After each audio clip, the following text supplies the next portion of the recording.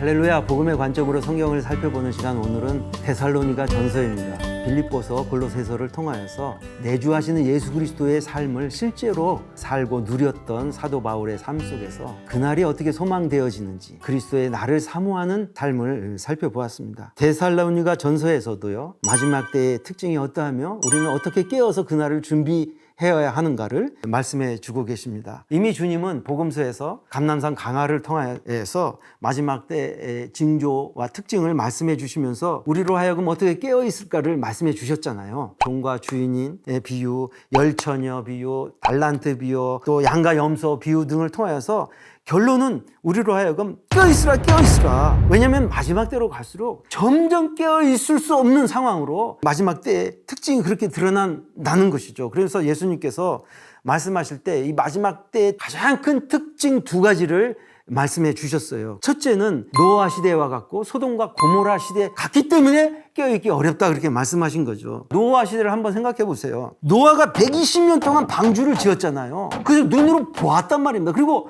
마지막에 방주를 다 완성하여서 문짝을 달고 문을 닫기 전까지 그들은 관심이 없었다는 것입니다. 왜? 먹고 마시고 장가고 시작하는 그런 세상 일에 빠져서 영적인 일에는 아예 관심을 두지 않은 육체가 되었다. 얼마나 세상에 빠졌으면 육체가 되었다, 그렇게 말씀하셨습니다. 그러니까 아무리 120년 동안 외쳐도 듣지 않는 시대, 마지막 때가 이런 시대와 비슷하게 될 것이다 그랬습니다. 소돔과 고모라는 마찬가지죠. 소돔과 고모라의 믿는 가정, 롯 가정조차도 말입니다. 그 임박한 불심판의 경고를 듣고도 롯의 사이들은 농담처럼 들었단 말입니다. 그러니까 전혀 하나님의 그 마지막 심판의 경고가 실제가 아니었고요. 롯조차도 소돔성을 빠져나오기를 주저했어요. 그래서 천사가 그냥 그를 잡아 끌어내오지 않았으면 결코 자발적으로 나가지 않았다는 것이죠. 그리고 롯의 처는 아예 뒤를 돌아보았다는 것입니다. 왜 돌아봤겠습니까? 집에 있는 그 세간의 물건이 얼마나 애착이 컸으면 그렇게 했습니까? 그러니까 롯 시대도 말씀하신 것처럼 먹고 마시고 장가가고 시집가며 사고 파는 그런 시대였다는 것이죠. 마지막 때로 갈수록 말입니다, 세상 것으로 유혹한다는 것이죠. 사단의 전략은 간단해요. 세상 것들을 사랑하게 하면 하나님 나라를 소망하지 않게 되는 건 너무나 당연한 거 아닙니까? 마지막으로 갈수록 기독교의 세속화가 가장 큰 기독교의 위기라고 하지 않습니까? 그러니까 정말 마지막으로 갈수록 가장 깨어있기 어려운 시대를 우리가 살아가고 있는 거예요. 우리의 마음을 빼앗을 만한 수많은 눈요기와 재밌거리로 우리를 유혹한단 말입니다. 그래서 깨어있지를 못해요. 세상 사람들은 뭐 말할 것도 없겠지만은 교회 안에 있는 자들조차도 주님 오시는 날을 전심으로 사모하면서 달려가는 자들을 찾아보기가 어렵다는 것입니다. 마찬가지로 이때는 유혹의 시대일 뿐만 아니라 미혹의 시대라는 것입니다. 그러니까 주님이 말씀하시잖아요. 그때는 거짓 선지자들과 거짓 그리스도, 거짓 교사들이 드글드글하게 될 것이라고. 왜냐하면 마지막 때 하나님께서 그날을 경고하시기 위해서 여러 가지 재난이 시작이 되게 되면은 사람들은 불안합니다. 그러면은 하나님께 돌이켜야 되는데 그러지 아니하고 삶의 거짓 평안이라도 얻기 위해서 거짓 평안을 약속하는 거짓 선지자, 거짓 그리스도의 들이 막 득세하게 된다는 것입니다. 그러니까 자아가 왕이 되어서 자기가 하나님처럼 살아가기 때문에 절대 기준 대신 하나님의 말씀을 제껴버리기 때문에 진리도 자기 귀를 즐겁게 해주는 거짓 교사를 찾아서 맞춤형 진리로 듣는다는 것입니다. 자기가 자기에게 스스로 속는 것이죠. 이런 시대를 살아가고 있기 때문에 복음이 희석화되고 십자가 복음의 진리를 듣기 싫어하고 본질에서 벗어난 복음을 쫓아서 가는 이 시대에 얼마나 우리가 깨어 있어야 되고 또 영적으로 진리를 명확하게 분별하여 십자가 복음을 붙들어야 하겠느냐. 마지막 때의 특징이 이러하다는 것입니다. 유혹과 미혹의 시대에서 우리가 깨어서 영적으로 분별력 있게 그날을 준비하며 살아가기 위해서는요, 우리에게 가장 중요한 것이 뭐냐면은 바로 그날에 대한 소망이 실제가 된 사람은 결코 그렇게 살 수가 없다는 것입니다. 그래서 우리가 초대교회 사도들과 초대교회 성도들의 그 신앙을 살펴보면요, 모진 핍박과 고난에도 불구하고 믿음의 신앙의 중심을 지키며 끝까지 달려갈 수 있었던 것은요, 그들은 주님 오시는 재림 신앙에 대한 분명한 믿음이 있었다는 것입니다. 초대교회 12사도를 비롯하여 초대교회 성도들 가운데 그들이 죽을 때까지 마음에서 결코 지워지지 않은 한 가지 장면이 있었던 것은 뭐냐면 예수 그리스도의 죽음과 부활, 그리고 예수 그리스도의 승천을 목격한 사실이라는 것입니다. 그래서 그들은 혹독한 핍박 속에서도 믿음의 중심을 지킬 수 있었다는 것입니다. 왜? 이 땅의 삶이 전부가 아니었기 때문에. 그래서 그들의 삶은요, 마치 그 시대에 주님이 오실 것처럼 그렇게 살았다는 것입니다. 그러니까 말세를 맞이한 것처럼 사는 거예요. 사실 말세가 언제부터 시작됐냐면요, 고린도전서 10장에 말씀하신 것처럼 그들에게 일어난 구약의 모든 사건들이 본보기가 되어서 말세를 만난 우리들에게 깨우치기 위해서 기록되었다. 그때도 말세였다면 지금 이 마지막 때 주님이 오실 때가 너무도 가까운 이때는 얼마나 더 말세이겠습니까? 그러니까 이 성경에 기록된 모든 말씀이 말세를 맞는 우리에게 더욱 절실하게 우리에게 본보기가 되어서 마지막 때를 살아가도록 경고하시고 소망을 주시는 그런 말씀을 우리가 받아야 한다 하는 것입니다. 아무도 우리가 언제 죽을지 모르고, 그리고 주님이 언제 오실지 아무도 모르지 않습니까? 그러니까 오늘 오실 것처럼 그렇게 살아가는 이 믿음이야말로 우리를 깨어있게 하고, 정말 깨어있기 어려운 이 유혹과 미혹이 우리를 삼키려 가는 이때 우리를 끝까지 달려가게 하는 힘이 무엇이겠냐 하는 것이죠. 그래서 이 데살로니가 성도들의 믿음을 살펴보고자 합니다. 먼저 사도 바울은 그들의 믿음을 칭찬하고 있어요. 그들이 어떤 점에서 칭찬받을 만합니까? 1장 3절에 보면은 믿음의 역사와 사랑의 수고와 주 예수 그리스도에 대한 소망의 인내를 내가 들었다 하는 것이죠. 예수 그리스도에 대한 소망의 인내는 다시 오실 예수 그리스도에 대한 소망을 말하는 것이 아니겠습니까? 그래서 그들에게 복음을 전했는데 복음이 그들에게 말로만 이룬 것이 아니라 그들 안에 능력과 성령과 큰 확신을 막 이루어져 가지고 그들의 그 믿음에 대한 소문이 사방 각처에 그냥 바닥에 퍼진 것을 사도 바울이 기뻐하면서 그들을 칭찬한다는 것입니다. 그러면 그들의 그 믿음이 어떻게 실제로 드러났냐면은 1장 9절에 보면은 그들이 우리에 대해서 말하기를 너희가 어떻게 우상을 버리고 하나님께 돌아와서 살아계신 하나님을 섬기는 것과, 자, 그들이 우상을 버리고 하나님께 돌아왔어요. 그런데 여기에 머물고 안주한 것이 아니라 죽은 자들 가운데서 다시 살리신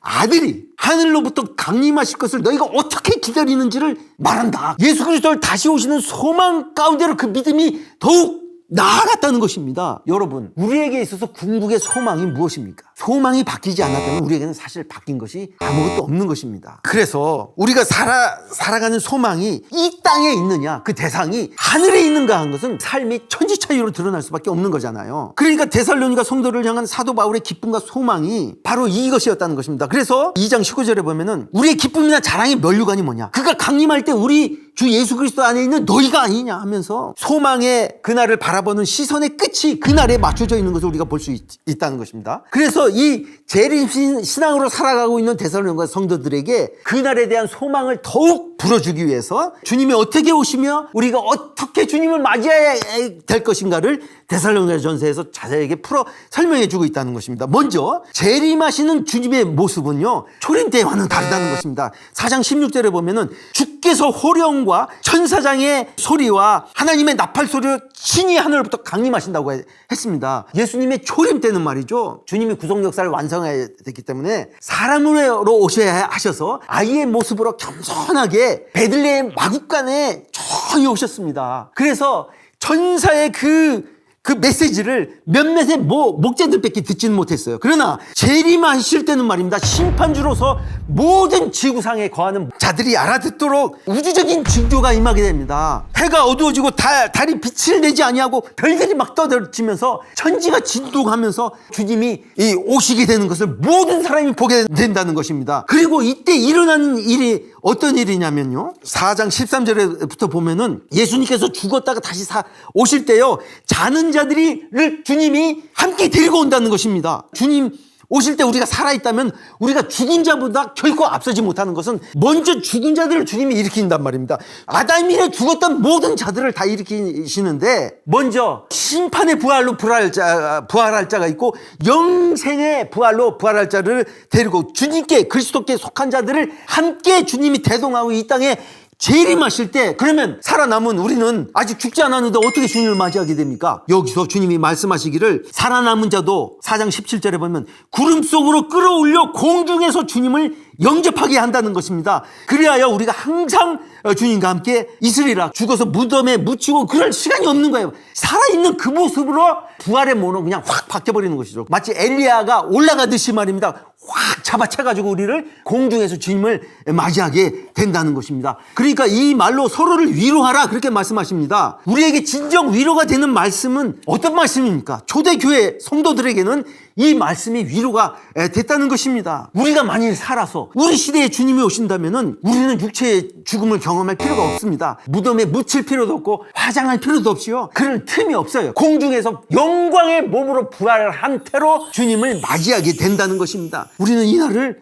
소망합니다. 정말 우리 때에 주님이 오시는 것을 보고 싶습니다. 그러면은 그 때와 시기에 대해서는 주님이 뭐라고 말씀하십니까? 5장 1절에 보면은 형제들아 때의 시기에 대해서는 너에게 쓸 것이 없다. 주님도 확실하게 말씀하셨습니다. 아무도 알 수 없다. 그리고 주님이 오신 날은 도둑같이 온다. 이렇게 주님이 말씀하셨습니다. 그런데 여기서 중요한 것은 똑같은 마지막 때의 징조를 주님이 아무리 보여주고 해도요, 두 가지 부류의 사람들을 딱 나뉘어지게 되는데 어떤 사람에게는 정말 도둑처럼 오게 된다는 것입니다. 그들은 보면은 평안하다, 안전하다 할 그때 임신한 여자에게 해산의 고통이 갑자기 닥치는 것처럼 그때 오신다는 것이죠. 그러니까 아무리 주님이 마지막 때의 사인을 보여줘도 그들에게는 그냥 깜깜인 거예요. 왜냐하면은 깨어있지 않기 때문에 그런 것이죠. 갑자기 임하게 된다는 것입니다. 도둑이 언제 옵니까? 가장 예상하기 어려운 때. 깨어있지 않는 자에게는, 잠자는 자에게는 낭떠러지에 떨어질 줄 알면서도 평안하잖아요. 그러니까 그들에게는 이게 무슨 말세야. 세상이 이렇게 편안하고 좋은데 평안하다, 안전하다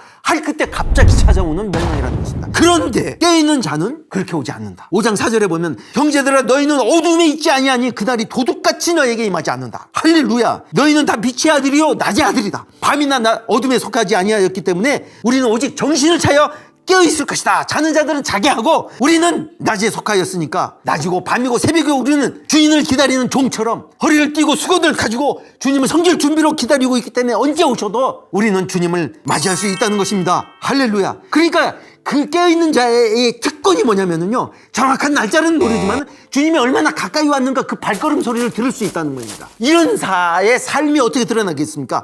하루가 가면 갈수록 더욱더 깨어있을 수밖에 없는 거예요. 그러니까 말하자면 깨어있는 자는 더욱더 깨어있게 되고 자는 더욱더 그냥 세상으로 그냥 빠지게 된다는 것입니다. 알곡과 가라지가 확 드러나게 된다는 것입니다. 그러면은 이렇게 깨어있는 자의 삶이 실제 삶에 어떻게 드러나게 됩니까? 5장 16절에 항상 기뻐하라, 쉬지 말고 기도하라, 범사에 감사라, 이것이 그리스도 안에 너희를 향한 하나님의 뜻이니라. 그러니까 이 말씀이 그냥 나오는 말씀이 아니라 깨어서 빛의 자녀여 낮의 아들로 살아가고 있는 자에게 있어 이런 삶이 실제가 된다는 것입니다. 그날을 소망하는 자, 깨어있는 자에게는 항상 기뻐할 수 있는 이유가 있고요, 쉬지 말고 기도할 수 있는 기도 제목이 있단 말입니다. 그리고 범사에 감사할 수 있는 감사 제목이 있기 때문에 이런 축복이 그 안에 주어진다는 것입니다. 우리가 주님 오심을 정말 실제로 누리고 살아간다는 것이 이렇게 드러난다는 것입니다. 이어서 무슨 말씀하십니까? 성령을 소멸하지 말고 예언을 멸심하지 말고 범사에 헤아려 좋은 것을 취하고 악은 어떤 모양으로 버려라. 왜?